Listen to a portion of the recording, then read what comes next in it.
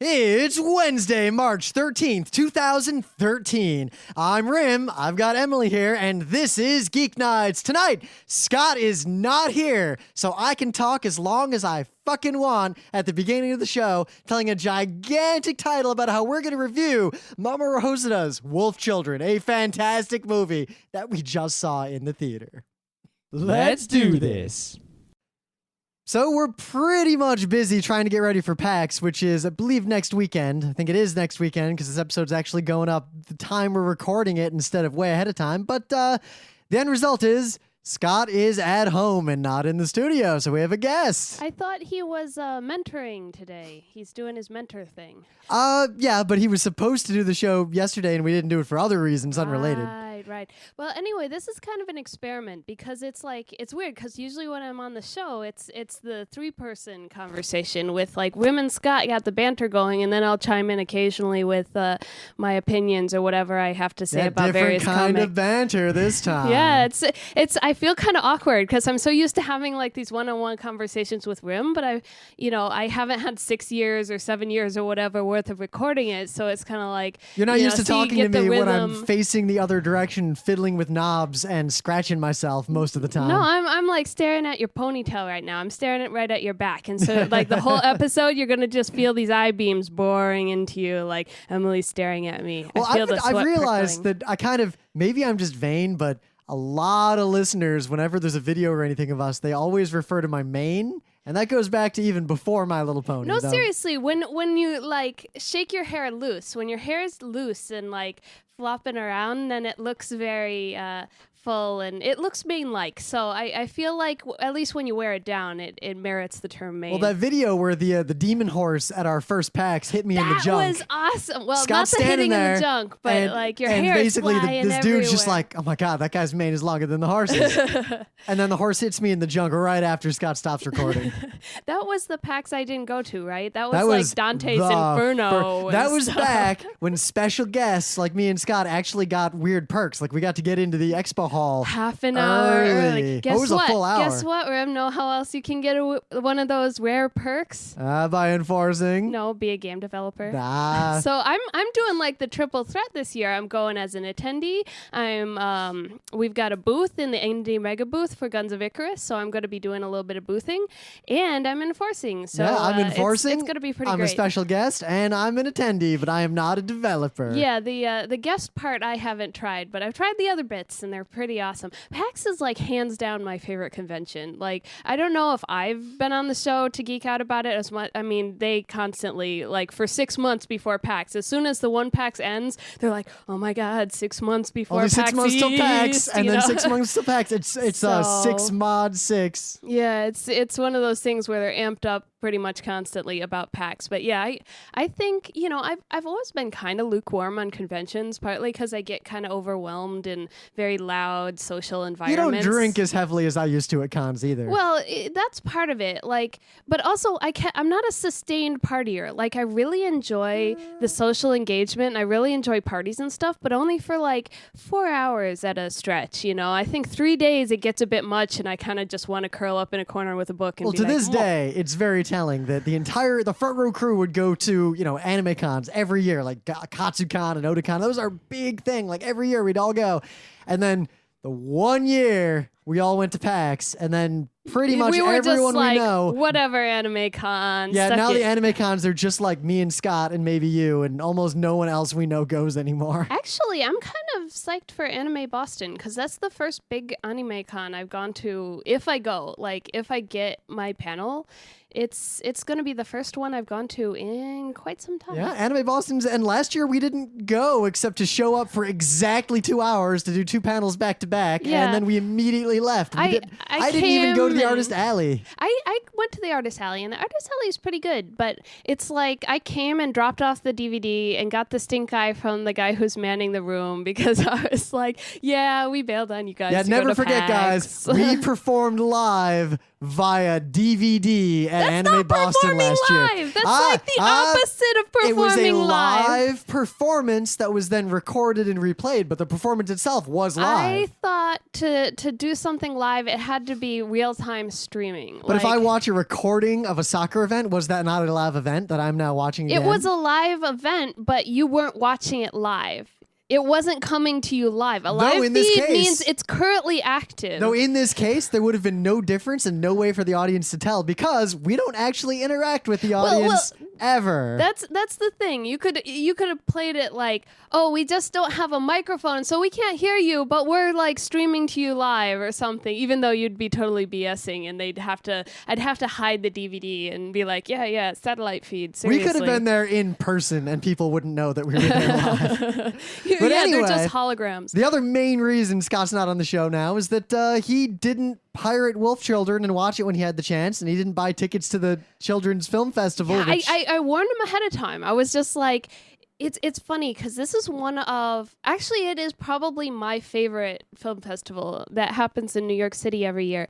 I get super excited every year. It's like I try to tell people New York International Children's Film Festival, because I'm a grown up, and they're like, really? I don't know. I'm like, no, seriously, it's like the best animation festival.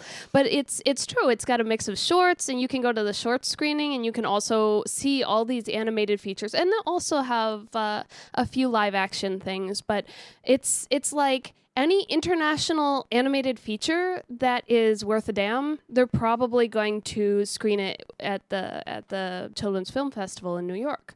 So it's cool too because they must have a lot of pretty smart kids because most of the films are subtitled. Yeah, guys, the questions these little 5, 6, 7-year-old kids ask the directors at these things are way better than anything you've ever asked at an anime con of a guest. Yeah, I mean, they're still kids. They're definitely and we'll get to that later. The first question they asked I'll asked spoil the it right director. now. The kid was just like, why was the movie so depressing? But the director was there. He was doing a Q&A session with the audience, and he was just like, well, trust me, if you watch it when you're older, try watching this movie when you're 20, and then maybe you won't find it depressing. Maybe you'll have a different experience. But I really this is the second time I've gone to see and met Mamoru Hosoda, and every time he seems like a very a patient person, but he's nice. He seems nice,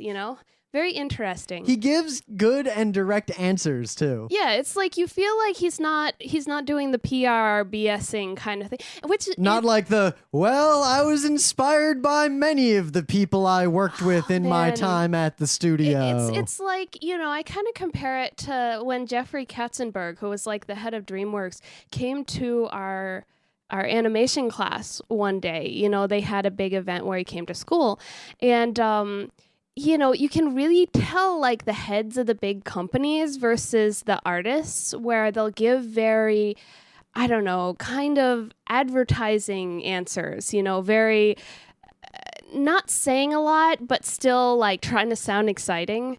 And I mean, it just wasn't a frank conversation. And that's one thing I liked about Makoto Shinkai too, is he was actually even more direct, kind of that kind of was a tough thing, and et cetera, et cetera. So, and you can see the interview with him because apparently I was the only journalist in the room with a camera when he was interviewed at that's the a New crime, York Anime right? Festival. That's to me, that's the New crime. York Comic Con. I didn't even expect to record it. I literally went there because I wanted to see him. We with didn't all even of have you. a tripod, did we? No, because I was done. I'd gotten all my video. I was done with my press coverage. I had nothing else to do at the con, so we went to see him. And then I looked, I realized there was no press person in the room, so I stood there holding that fucking camera for an hour. No, you earned your press credentials on that. And only one. 300 people have even watched that interview.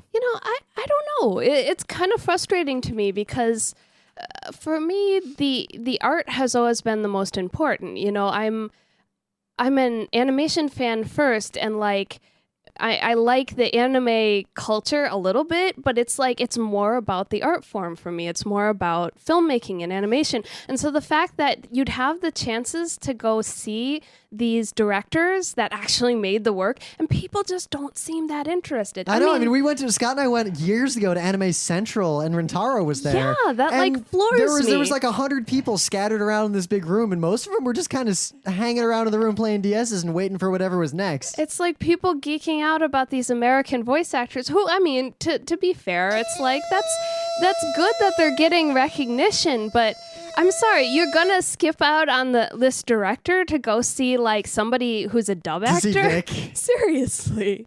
I don't know. That seems a little silly. But basically, the movie actually got picked up pretty much right away and disappeared from all the torrent sites. So Scott was unable to pirate the movie and see it in time for us to do a review. But that's good, because that means Funimation. It's Funimation, right? I think is the one who licensed it. I think so. Yeah. So it's like they're on it. They know. I think it was either them or Bandai. I forget. I'm pretty sure it was Funimation. They did. No, I'm talking about that did Girl Who Leapt Through Time and their previous. Yeah, I'm pretty sure they did all of them, but I'm not 100% sure because I haven't actually paid attention to who picked stuff up in the last 4 Anyway, to 6 I years. think the releases of his previous movies were fairly popular, so I'm glad to see that they think this one is a pretty sure bet.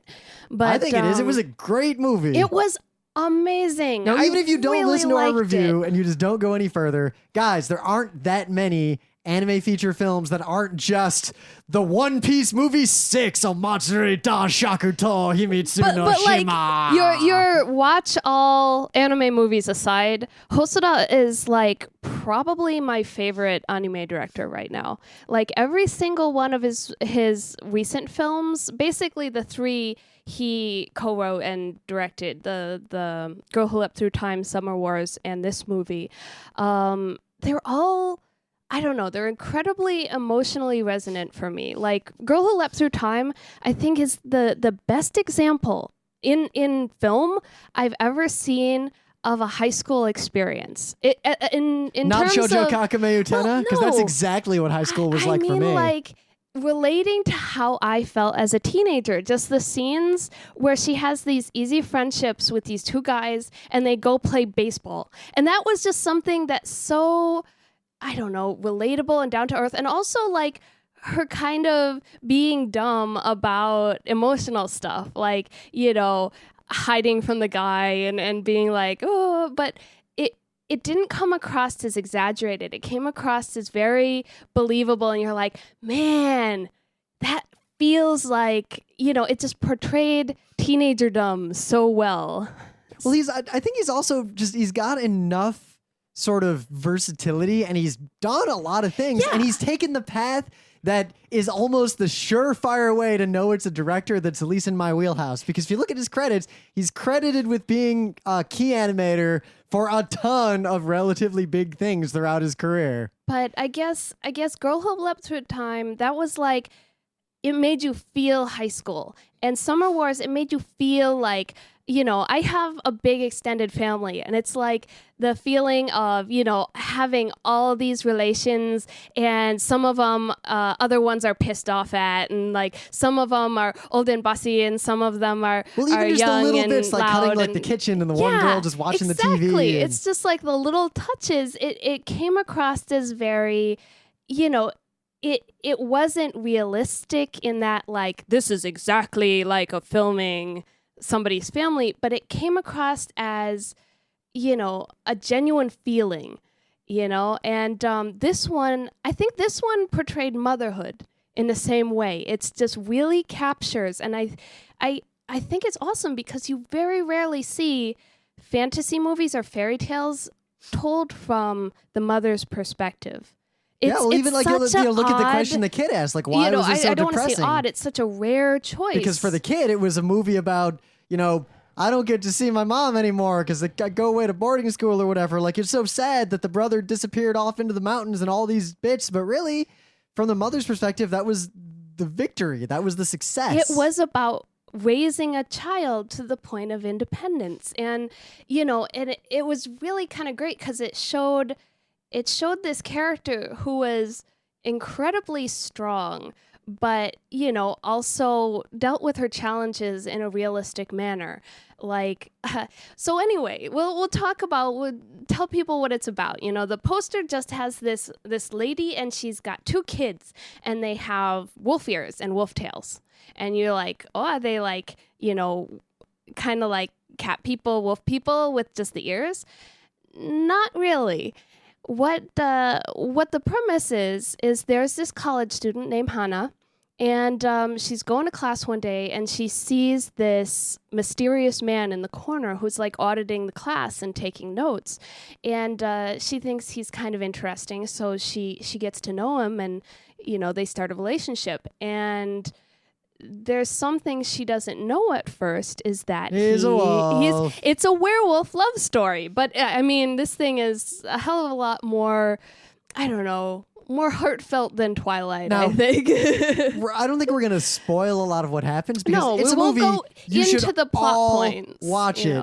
But it's pretty commonly known that basically the story is that he dies pretty much right away, and she's got the 2 kids. Yeah, it basically, that's not really a spoiler, because in the trailer, in most reviews, they mention the fact that they lose their father very young, and oh my gosh, so it's got a similar thing in terms of the montage after they get together. It's almost a little bit like that scene in Up, where it just kind of shows their life together, and music and her getting pregnant and dealing with the pregnancy. But be warned, stuff. I mean, his death is sudden, and it is horribly sad. You can hear the entire audience sort of reacting to it at once, because you knew it was coming and you expected it, and yet at the same time you kind of didn't. It was very short. It was like you don't actually see his death.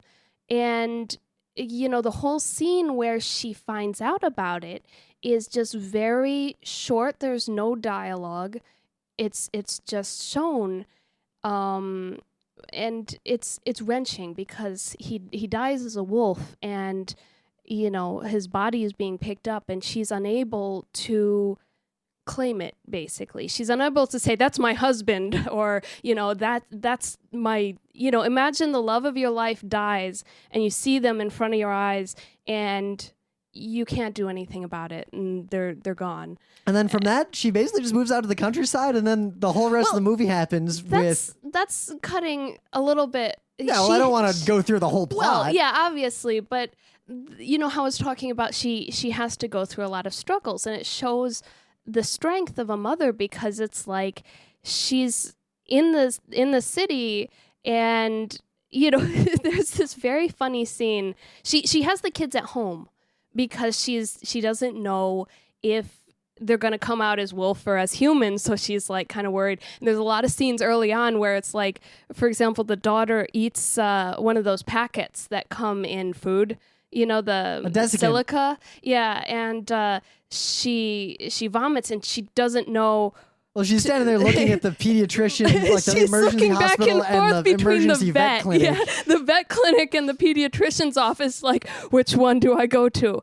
But the kids are really cute, because they'll swap back and forth between the forms of wolf and human very quickly. They'll kind of morph back and forth depending on their emotion, and they don't have a lot of control over it when they're small. So they'll be like, I'm hungry, and then the mom's like, wait, and they'll turn into a wolf and like run around the room and like chew on. He definitely just in general seemed to have a lot of fun with using, like, a lot of times when there's an anime or even just a live action movie where there's transformations or something like that, they're often done kind of derpily. Yeah. They're done really well in this movie, because every transition is kind of well timed and just looks good and fits the scene, and actually is often kind of hilarious. Yeah. Well, the character designs are fairly simple, and one thing that initially kind of bothered me about the movie is that sometimes when they were in their wolfish forms, they still looked a little too human. Like they had hair.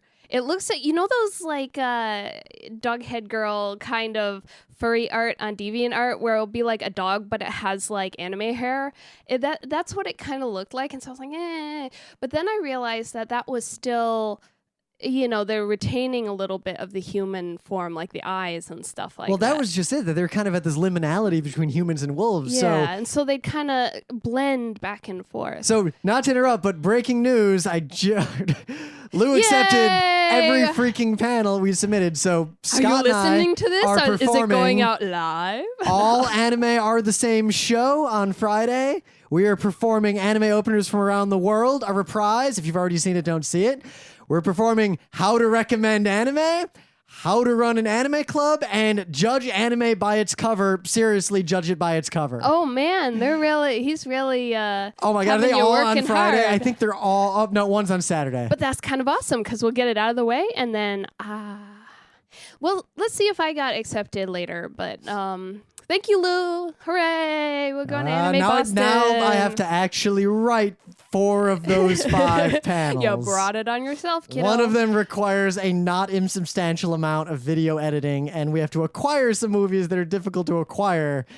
Thanks, Mike Toole, for forcing us to step up our game. Yay! You can do it. So anyway, Gambare. what I found really interesting, and I think it's actually really important to the whole theme of the movie, but it was interesting that when he reveals that he's a wolf, I like how she's pretty much like, okay, this is cool. I can deal with this. Like the way she reacts, I thought was very well done. What did they say in the booklet? It was like she takes this information in stride and is maybe even a little attracted to the idea, and that's really how it comes across. Like, anyway. Yep. But the fact that he remains a wolf, sort of an anthropomorphic wolf, one could almost say a furry, as their sex scene begins. Now, you don't see it. It's a fade sort to of black like sort of leaning thing. over as the camera fades out. Yeah. But you know what? I think it's actually really important that was that way because it shows that she accepts him. Yeah. him 100%. I've always thought it was a cop-out whenever there's a movie where there's some sort of alien or other, some non-human thing that is a romantic interest of a human. And if they're a shapeshifter or something, it always ends up being that it's just a human. They always cop out and go back to, it's just a human, maybe with green skin. Yeah. I mean, Captain Kirk wasn't really having sex with the alien blob. Yeah. It was always the alien blob turns into a girl. Yeah. Great. But he is not human. And that really drives home that he is not human. Well, he's part human. That's the thing. He's he's equally part human, but as a result, he is not human. He's not wolf either. He's something else. But really, that's the major theme of the movie. The 2 themes I think that are the most important are motherhood and identity. Like, it's about somebody with a dual identity or a dual heritage dealing with those heritage and eventually coming to a place where they're able to find balance, becoming their own individual and managing whatever identities make up their who they are. And then that all comes around full circle in the end with the girl wolf and her sort of interactions with the people around her. Exactly. So I like that. Yeah. But as far as it being a movie to show to kids, I think kids can enjoy it. I mean, the audience, there were a lot of kids, obviously, because this was Children's Film Festival. And I think they noted it as 9 and up. It was either like 7 and up or 9 and up. But this movie is best appreciated by someone who has achieved adulthood. I think what did he say? The director said, I kind of want kids to watch it with their parents and then they will appreciate yeah, it's like they'll appreciate how hard it is to raise children and what their parents go through. I mean, obviously their parents aren't going through them like turning into little canine forms and chewing on the walls and stuff like that.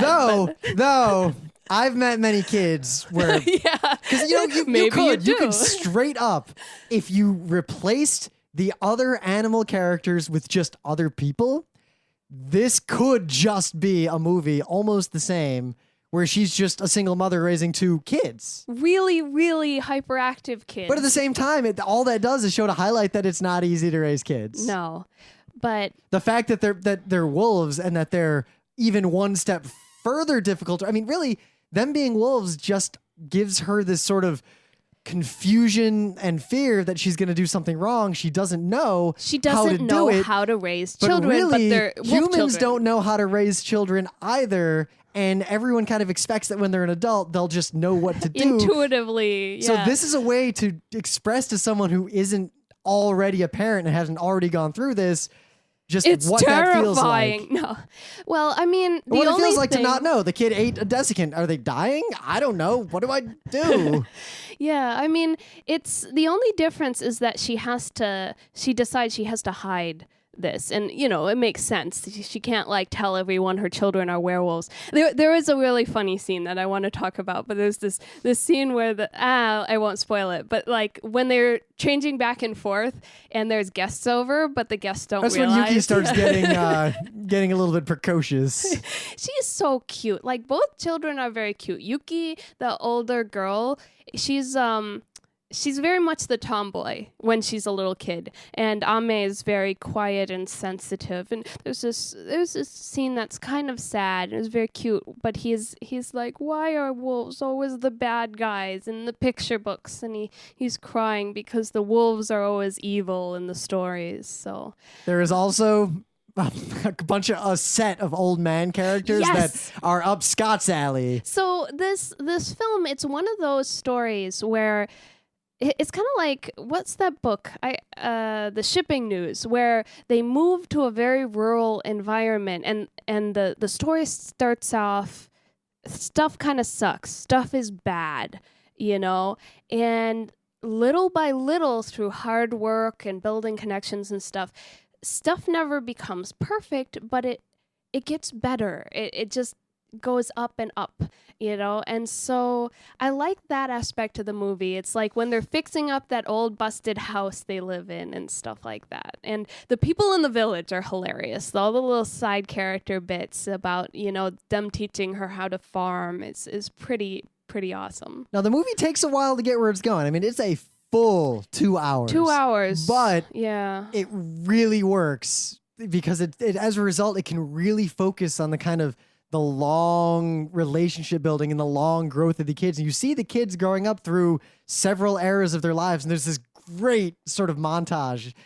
kind of in the second third of the movie where it just keeps panning up and down a hallway, like when the kids are in first and second grade and second and third grade and back and forth. And it's just so it well shows done. the classroom. I really want to see the movie again just to watch that scene again because it's so well put together. Yeah. So I like that scene.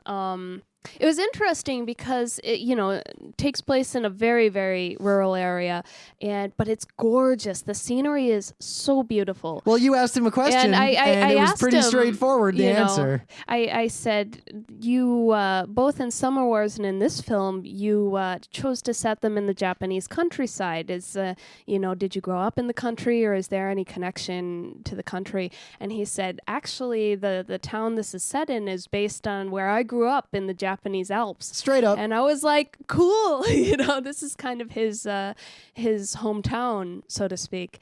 And so I thought that was pretty neat. But yeah, it's a beautiful movie in terms of the artwork and everything. So There's a fox. it's independent of our general, if there is an animated feature film, you should see it. This one stands up above and beyond even that recommendation. Yes, I So- mean, I have very little bad to say about the film. So I say two things. If you're a fan of anime of any stripe, just watch this movie. If you're a fan of animation, just watch the movie. If you're a fan of Mamoru Hosoda, just watch the movie. But independent of that, I would suggest tricking your parents into seeing this movie. Yeah. Don't really tell them what it's about and just get them to watch it. Because if nothing else, I think they'll appreciate it. And especially if you're their child, they will appreciate you offering to them to watch it. I think this is probably the best werewolf movie I've ever seen. I love this movie. It's Best very good. werewolf movie, yeah. 'Cause No, this is I think totally so. hands down best because werewolf an American movie. Werewolf in London is actually kind of derpy, and an American Werewolf in It's Paris not is a werewolf. actually really stupid. See, it's not a werewolf genre movie. It doesn't have like, when you say werewolf movie as a genre, it's not that, but it's about werewolves. And so my favorite werewolf movie. I'm sure if I try to expand to any movie that's ever had a werewolf in it, there aren't that many that are good in any sense other than derpy horror. Anyway, I don't know if I have that much more to say about it. Yeah, Relatively positive. Also, like we said, it was long, but it's like, we talked about Welcome to the Space Show, and that one is really long, but that Welcome one to the could have Space Show been drags. cut. Yeah, exactly. I felt like that one, they had many scenes where I'm like, you really stretched it out. This Or meanwhile, one never Oshi's felt... sad children fly planes endlessly forever. But that was on never ending, purpose. I say super that's long on purpose. and super slow, but form as function, it's that way for a reason. Exactly. And if you didn't like it, you just have no attention span. But I digress. Wolf Children is great. You should watch it. And tell Scott to watch it. That'll just infuriate him because he currently can't get a hold of it to watch it. He never watches. Don't tell him to watch it because he never watches stuff if I nag him about it too much. If I go, watch it, then he'll be like, In fact, you know what? Scott's a butt because I don't know if he's never going to listen to this. He'll never know what we said. I know how he is. Scott, you're a butt. And also, according to Emily, your microphone smells like a butt. No, so I don't know it what you're just doing smells like to it. spit, and that's what microphones just smell like. That's what all microphones smell like. You should smell the pop filter in front of this thing. I'm always scared of spit. I don't like the smell of spit. I'm like, ew, there's spit on it. But well, Scott also likes to rub his face on his microphone. like a cat, cat. Well, you realize that sometimes I edit out. Scott will just kind of like put his chin up to the microphone, and just be like, I gotta move my pop filter, but it'll be like. But I can just imagine him. I imagine like Scott being all cat-like and like rubbing his head on it like a cat rubs its head on your leg. Well, you've seen Scott doing the show. He's usually sitting with his eyes closed. Squinches his face up. It's very cute. He's like, The trouble is he's doing that in the videos we're doing for Antenna right now. Well, he's doing okay with the videos, but it's like, the other thing is he's fidgety. So it's like in the videos, he'll be like bouncing up and down, and you'll be like, Scott, it looks like you're like having a spasm or something. I had to stop him at one point because I have an outtake. We're doing the Antenna show, and he just starts like moving his arm around like under the table, and it just looked dirty. like he was whacking it. But anyway, it's a pity Scott couldn't see the thing with us. It's like, seriously, if you're in New York, get hip to the Children's Film Festival and the funny thing is, speaking of this movie, like maybe 6-7 months ago or something, I tweeted at the New York Film Festival. I was like, oh, New York Children's Film Festival. Are you going to have wolf children? Please say yes. And they were like, it's a secret. And I was like, yes, they totally are. So that's cool. You can subscribe to them on Twitter, and every year they always have a spectacular show. All right. And on that note, I got to get ready for PAX. Go to sleep. We'll see. We might not do shows the week after PAX, and then we'll start doing them again. We'll play it by ear. We've been busy. You guys simultaneously want us to do more video and want us to be at more conventions and do more Geek Nights, and not all those things are going to happen at the same time. It's hard because you travel more. It's like our schedules have been less reliable. I got to commit to PAX Awesome I'm going or not too. Scott doubled down. He bought a plane ticket and a hotel room. So I don't know. It's on. I want to go, sort of, but at the same time, it's like I'm really on the fence about PAX Australia. I love PAX. Don't get me wrong. I was just talking about how awesome PAX is, but basically for the cost of an Australia trip, I could have 2 Europe trips. So well, even if you don't go to Australia just for this, we can still go to Turkey and that's what I'm saying. It's like, if I don't go to Australia, I might be able to go to Turkey and go to Finland and Sweden. So I was like, oh my gosh, I don't know. I'm thinking about it. Oh, and I'm just going to show Emily something right now that proves I'm a dork. What is this? That's my new credit card. You got Rarity's cutie mark on your... Wow, the funny thing is, looking at Rarity's cutie mark on a Capital One card, it actually looks just like one of those designs that they have on the standard cards. Wow, that's pretty cool. This isn't the platinum card, it's the diamond card. Very cute. I gotta whip that out in front of some punk bronies at some con. They're gonna steal it. Punch you in the face, steal your credit card. Anyway, good night, everybody. Thank you for having me on the showroom. I don't get to do this enough. Well, we'll do it more often, especially if Scott's busy or lazy. I want to do the thing. See, Rim didn't let me do thing of the day, and he didn't let me do 'Cause anecdote. I'm You know, lazy. the whole like, yeah, today I was riding my bike to work, and then of course I wasn't riding my bike to work because it's cold. Well, we were But busy. You come home later. We did stuff. I mean, we had to clip a bunny's nails. I had we to clean the. I would have done my opening bit on how the rice cooker exploded with cake. It That did made explode me- with cake. Well, it so- blurpled and then it exploded. It blurpled most horribly. Anyway, in conclusion, Scott, you're a butt. No, Scott is the best, But- and also a butt. but- but. Anyway, la la. Who else? I'm curious.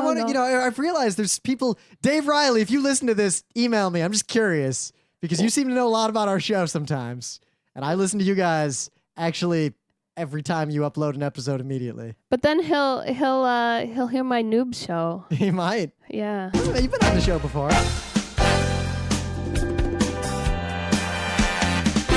This has been Geek Nights with Rim and Scott. Special thanks to DJ Pretzel for the opening music, Kat Lee for web design, and Brando K for the logos. Be sure to visit our website at frontrowcrew.com for show notes, discussion, news, and more. Remember, Geek Nights is not one, but 4 different shows. Sci-Tech Mondays, Gaming Tuesdays, Anime Comic Wednesdays, and Indiscriminate Thursdays. Geek Nights is distributed under a Creative Commons Attribution 3.0 license. Geek Nights is recorded live with no studio and no audience. But unlike those other late shows, it's actually recorded at night.